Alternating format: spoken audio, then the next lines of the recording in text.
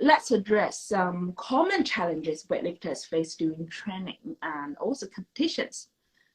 Technique development is crucial, and weightlifters often struggles to perfect their lifts. Let's talk about technique first, that people like consider the most. So, what are your thoughts on this challenge and how to improve, yourself lifting with the technique? This is one of these things that is, as you said, it's critical. Technique is the medium through which your physical ability is expressed, right? So you can be very strong, you can be very powerful, but if you don't know how to move, you are not going to snatch and clean and jerk as much as you should be capable of, right? So it can be the limiting factor for a lot of people. And I think the biggest problem for learning technique now is the overabundance of information. And so it's the opposite problem that you would expect, right? So when I was trying to learn lifting as a kid, there was nothing out there. There were a couple books. They didn't really teach you how to lift. Uh, and so you kind of had to figure it out on your own. But now we have the exact opposite, where we have a trillion Instagram accounts and YouTube accounts with people telling you what to do and how to do it. Um, and maybe I sound like cynical here, but only a very small percentage of them are giving you quality information that is actually going to help you. And so the problem is twofold. Number one, you have to sort through all that information to figure out what you should be listening to. And number two, there's too much distraction. So even if you find, let's say you have a coach, let's say you're lucky enough to be in a place where you have access to a great coach. He or she has produced a lot of great athletes, and you trust them and this and that, but you love weightlifting. So you're on Instagram every day and you're looking at all these videos and you see all these new exciting things. Oh, I've never seen that before. I've never seen that before. And I didn't know that. And so you get overwhelmed by information, most of which is totally extraneous and potentially detrimental. And so it's like you're constantly taking one step forward, two steps back, because you're learning something with your coach and then you're unlearning it or learning like bad habits because whatever guy on Instagram today had some funny video, and you're like, oh, I should try that. And meanwhile, your coach is pulling his hair out because you were doing fine if you would just focus on that, systematic process. And so I think the key is having quality resources to rely on, and a small number of them. Ideally, that means a coach that you trust, and then committing to a process, a long-term process that is determined by that authority, right? So instead of trying to piece everything together out of order, you have to have a systematic process. You have to start with the fundamentals, and they're boring and no one likes to do them, right? That means understanding how to balance on your foot, understanding how to brace your trunk, and where to look, how to hold your head, how to hold the bar, like all these things that get overlooked because they're not interesting. And people skip ahead 20 steps and well, where's the part where I do this thing? And you're like, well, you don't even know how to stand up without falling over yet. So let's back up. So I guess that's what I would say is that's the key is having, kind of one overarching authority that you're relying on to learn, and then following a system, a systematic process from start to finish. I'd like to say you have a really good point, and that's how I did. I have no no in looking through the internet. Only if I need to do some research, okay? Because I don't really. I'm not sure if it's good to say. I don't really lots of competitions from different athletes. Pretty much just focus on my coaching myself. Yeah. And yes, there sometimes clients come to me. Oh, I've seen they're teaching the scoop in a different way, like this, but yet we're teaching it in another way. So, what's the problem? Yeah, I think being curious and doing like the like to learn from the internet is always a good thing. Yeah. Yet, sometimes it takes a little bit effort for a coach to educate them. Okay, they are yes, they are probably say it from a different perspective, and they're not. Not I'm saying they're wrong, but if you choose my path, I'm gonna teach you anyway. So you're gonna step by step get to what you've seen. Get to that point that is too early, always different. Sometimes you need to explain to them a lot to let Yeah. them understand. Yeah. And sometimes what they see is wrong. I But yes, know. it's hard to kind of keep them on that path. And it is what I've returned to time after time is, like you said, trying to help them understand that there is a rationale for the way you do something or the way that I do something. And the reason we do it that way is because we genuinely believe that is the best way to do it. So I find it strange when someone comes to you and says, well, what about this? Do you think this way is better? Well, of course not. Because if I thought that way was better, I would be doing it that way. So, and I tell people too all the time, any of athletes I've ever worked with, ask all the questions you want. You can ask me a million questions a day. I am happy to explain exactly what we're doing, why we're doing it, why I believe it's the best way. That's different from questioning your coach or like challenging your coach and saying, no, this is the wrong way. That's, like you said, it's curiosity. It's wanting to learn and understand. And I think as a coach, you need to be very willing to explain why you're doing things, Mhm. um, but also be very cautious about how you explain them to each person, to not overwhelm them with information unnecessarily, and kind of meter it out so that you still keep them focused on what you need them focused on, while also uh, kind of satiating that desire for more information. And it can get very tricky. And I've heard a phrase that a good coach always coach one point at a time. Yeah, you have to. You can't think about more than one thing. And so, yeah, Yes. that's the other thing is you'll tell a lifter one thing. I need you to do this, and they say, well, what about this, and this? It's like, yes, you did all those wrong too, but we have to focus on this one thing first, and that one thing is going to solve five of those other things too if you fix it. Mhm. Yeah. So sometimes, my clients ask me, what problem is mine? I would like thinking for a very long time because I don't even know where to start. I need to pick up the most important thing for my athlete Yeah, for now. Yeah. Uh, and I think, probably the safety issue, the first thing I'm going to point out, and then whatever going to be most efficient for the athlete, it might be the first one I pick up. yeah, So there are yeah, big minor problems. I always pick up the biggest one first, and then. yeah.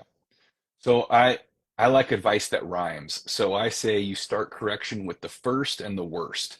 Right? So like you said, the biggest, most fundamental problem is you have to address that before anything else. Because if you try to address details before the major things, you can't fix them anyway, right? So like pulling with the arms early, for example, people focus on the arms, say, well, straighten your arms. Well, no, that person's pulling with the arms because their balance is bad and they're falling forward. So if you fix their balance, which is both a bigger problem and it happens first, that solves the arm bend problem, right? So like you said, it's if you understand the technique and you understand how each part of it affects the other parts, then it can be pretty easy to decide where to start. And I think that's again why it's important to have a reliable coach to help you sort through all that information, because you can recognize that you're doing a million things wrong, but you have no idea where to start or how to even address them. So that's why you need that guidance. For me, that's a different. That's another, ability of a good coach, which a character of a coach that sees you all the appearance.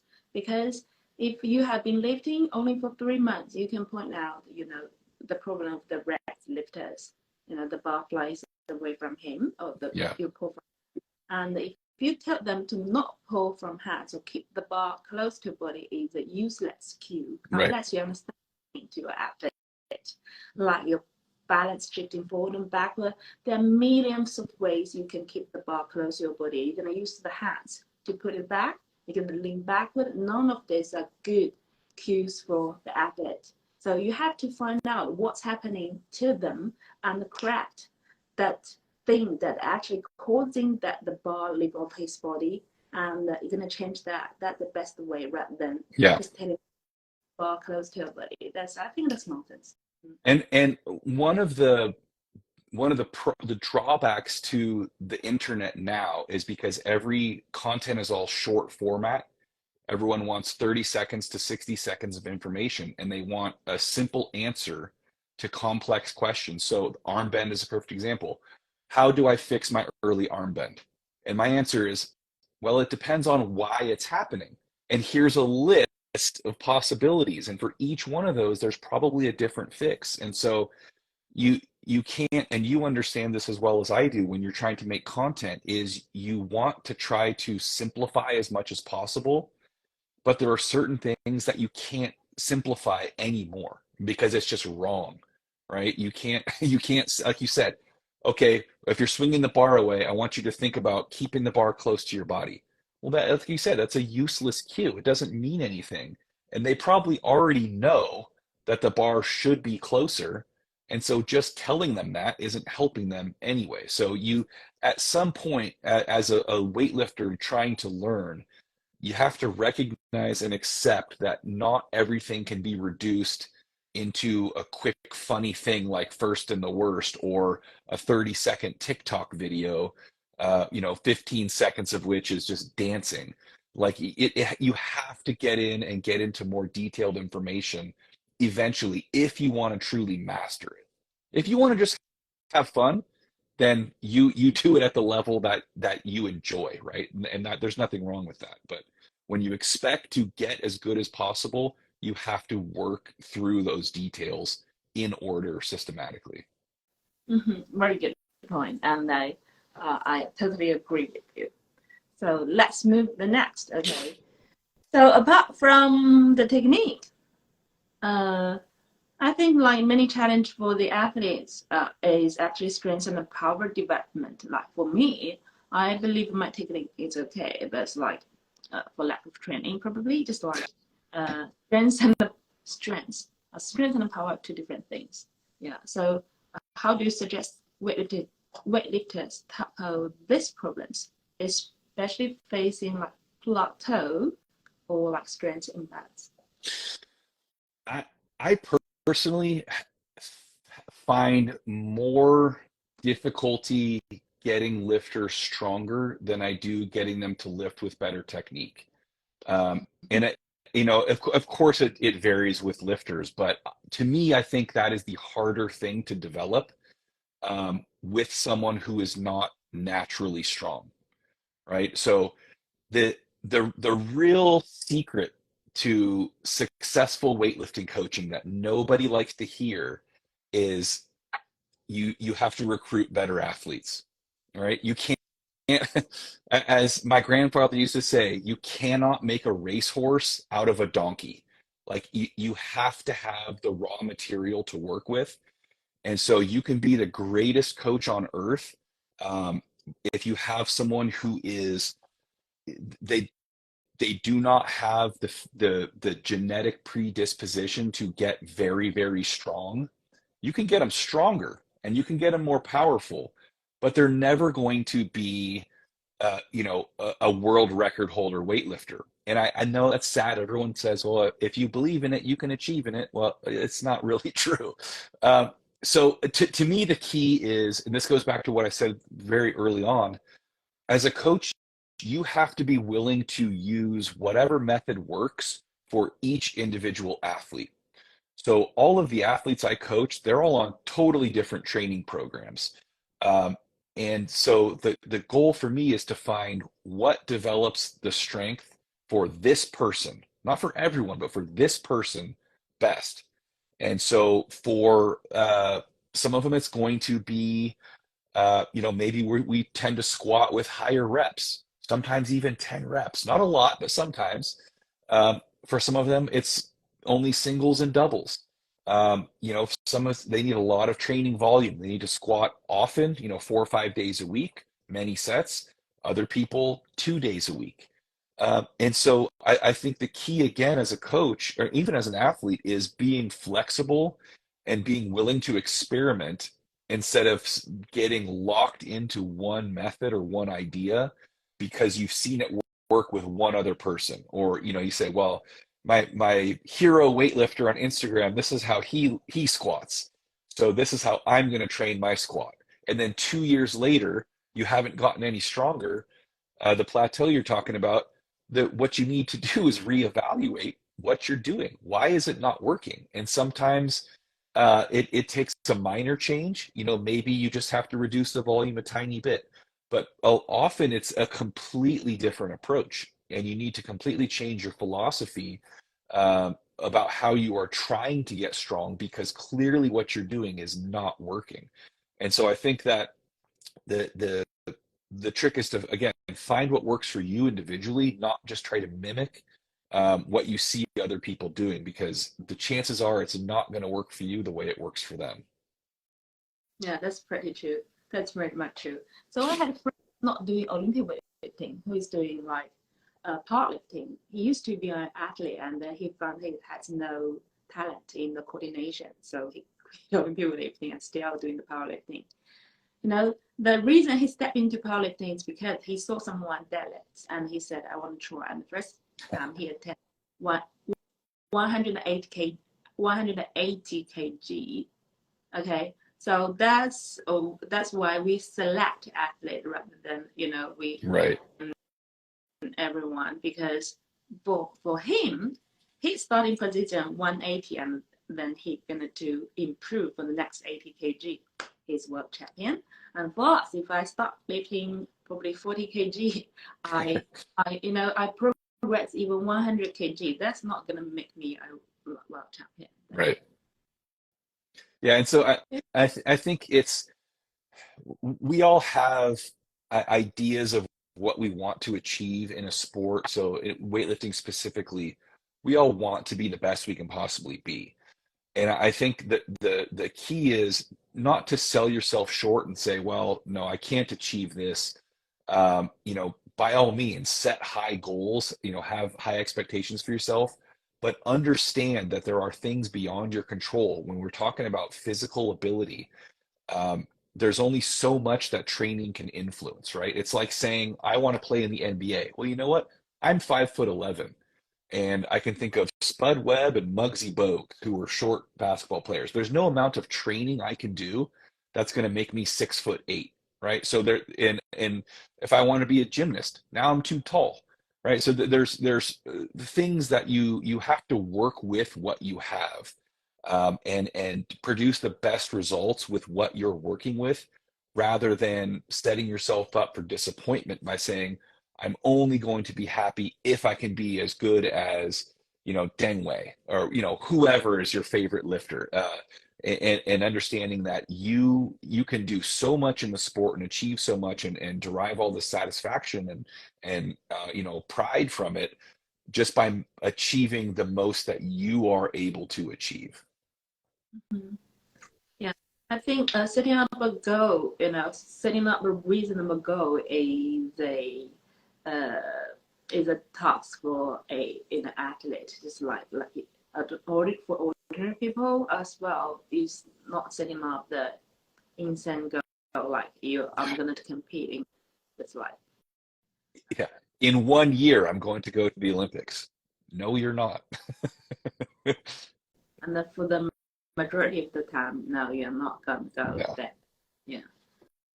And Olympic weighting is fun because it's something you can train. You can accumulate your improvement, just 1 kilo by another, Yeah. and eventually you're gonna see your improvement. And I think the most important thing is you're gonna compete with yourself, not anyone else, because we all have different background, especially physically and Right. Yeah, it's like Right. everyone's starting point is not the same. And for the like the best level, we all select the best athlete for competing, for standing on the podium, for